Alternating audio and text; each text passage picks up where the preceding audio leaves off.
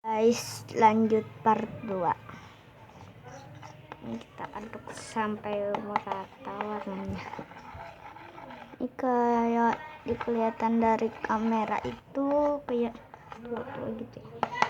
Sini tuh kayak muda, terus kita kasih aktivator.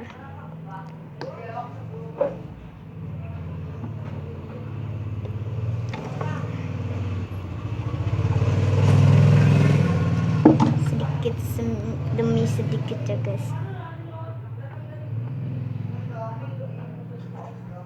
Wow, jadi loh guys.